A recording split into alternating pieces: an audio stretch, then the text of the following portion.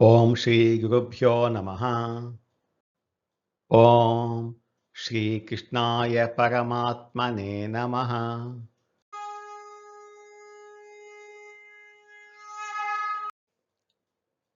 భగవద్గీత శ్రద్ధాత్రయ విభాగ యోగంలో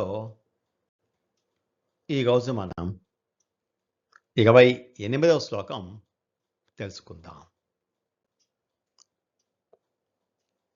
ఈ 17వ అధ్యాయం యొక్క చివరి శ్లోకం 28వ శ్లోకాన్ని మనం తెలుసుకుందాం. ఇంతకు ముందు శ్లోకంలో ఎంతో శ్రద్ధతో నిలకడగా చేసే పనులను సత్ అంటారు అని తెలుసుకున్నాం కదా. శ్రద్ధ లేకుండా చేసే పనులు అంటే విశ్వాసం లేకుండా చేసే పనుల పరిస్థితి గురించి ఈ శ్లోకంలో స్వామి వివరిస్తున్నారు. అశ్రద్ధయా హుతం దత్తం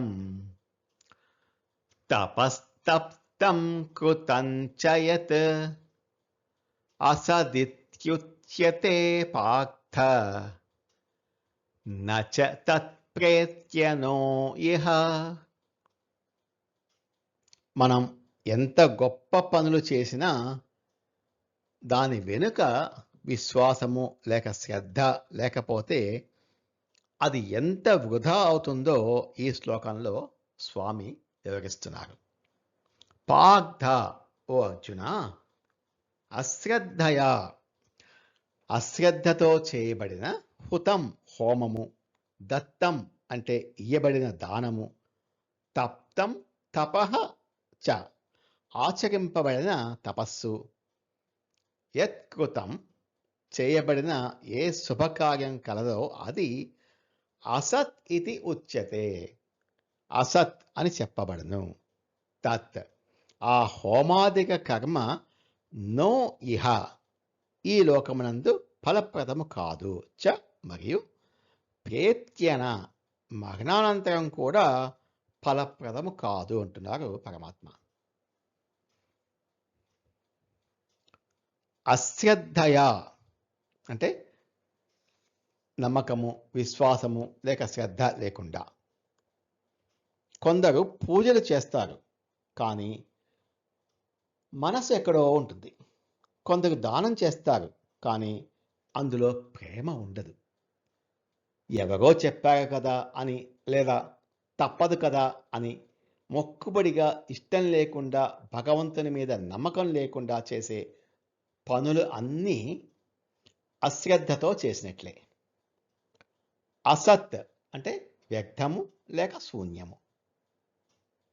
శ్రద్ధతో చేసే పనిని సత్ అని ఎలా అంటారో, శ్రద్ధ లేకుండా చేసే దానం కానీ పూజ కానీ తపస్సులను అసత్ అంటే శూన్యము లేకపోతే జీరో లేకపోతే అశాశ్వతము అని అంటారు. మనం కోట్లు ఖర్చు పెట్టి గుడి కట్టినా మనసులో భక్తి లేకపోతే అది దేవుని ఖాతాలో పడదు. నచయిహ నోప్యేత్య, ఇక్కడా లేదు అక్కడా లేదు అంటే శ్రద్ధ లేకుండా చేసే పనుల వల్ల ఇహలోకంలో అంటే ఈ భూమి మీద ఉన్నప్పుడు మనకు ఎలాంటి ప్రశాంతత గౌరవము దక్కదు. అలాగే చనిపోయాక అంటే పరలోకంలో స్వర్గలోకం కానీ నరకలోకంలో కానీ పుణ్యం దక్కదు. అంటే అటు దేవుడికి కాకుండా ఇటు మనకు కాకుండా ఆ పని వృధా అయిపోతుంది. శ్రద్ధ లేకుండా పనులు చేయటాన్ని మనం విత్తనాలు చల్లకుండా పొలానికి నీళ్లు పెట్టినట్టుగా ఉంటుంది. ఒక రైతు పొలాన్ని బాగా దున్ని రోజుకు 10 సార్లు నీళ్లు పోసి ఎరువులు వేసినా కూడా అసలు ఆ మట్టిలో విత్తనం అనేది లేకపోతే పంట ఎలా పండుతుంది?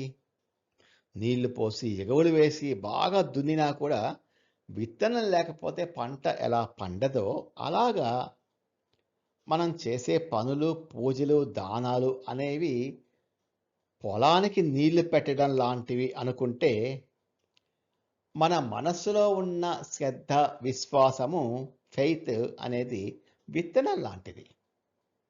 విశ్వాసం అనే విత్తనం లేకుండా మనం ఎన్ని పనులు చేసినా అవన్నీ బూడిదలో పోసిన పన్నీరే అసత్ అంటున్నారు. దీంతో మనకి శ్రద్ధాత్రయ విభాగ యోగం అధ్యాయం పూర్తి అయిపోయింది. దీని యొక్క సారాంశాన్ని ఒకసారి మనం తెలుసుకుందాం. మనిషి స్వభావము, అతను చేసే పనులు, అతనిలోని త్రిగుణాలు అంటే సాత్విక, రాజసిక, తామసిక ఆధారంగా ఎలా విడిపోతాయో పరమాత్మ ఈ శ్రద్ధాత్రయ విభాగ యోగంలో వివరించారు.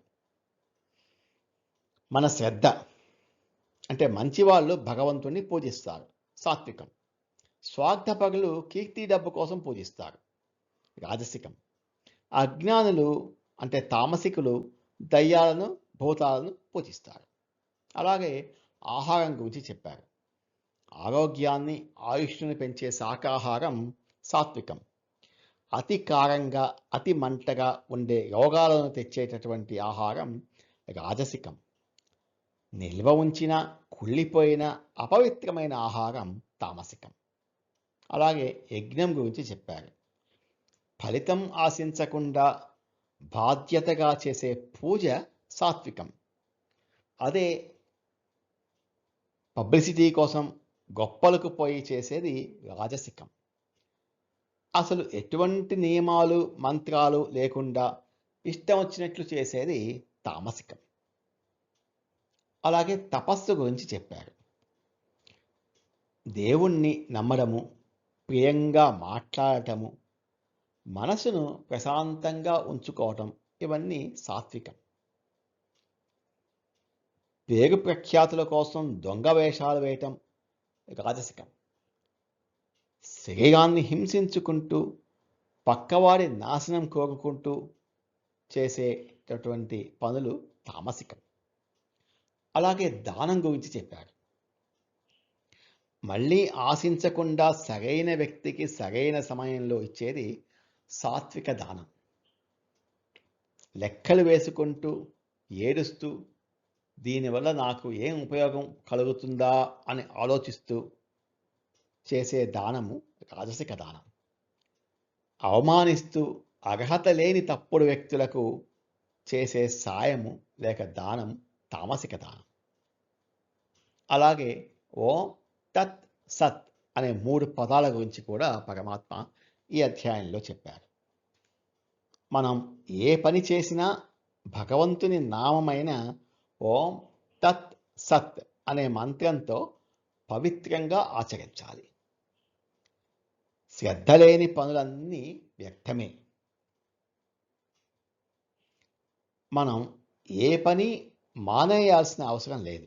కానీ మనం తినే తిండి దగ్గర నుంచి ఆచరించే పూజ, చేసే సాయం అంటే దానం, ఇవన్నీ కూడా స్వార్థం లేకుండా అత్యంత ప్రేమతో సాత్విక మార్గంలో చేయటమే మనకు ఈ 17వ అధ్యాయం అయినటువంటి శ్రద్ధాత్రయ విభాగ యోగంలో స్వామి మనకు నేర్పించేటటువంటి గొప్ప జీవ పాఠం.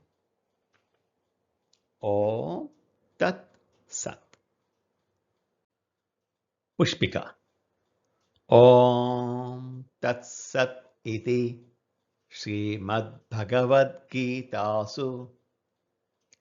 ఉపనిషత్సు బ్రహ్మ విద్యాయాం యోగశాస్త్రే శ్రీకృష్ణార్జున సంవాదే శ్రద్ధాత్రయ విభాగయోగో నామ 17వ అధ్యాయః.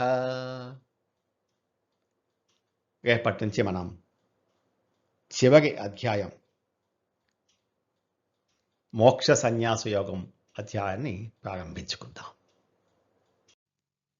నమో భగవతే వాసుదేవాయ. ఏతత్ ఫలం శ్రీకృష్ణార్పణమస్తు. స్వస్తి.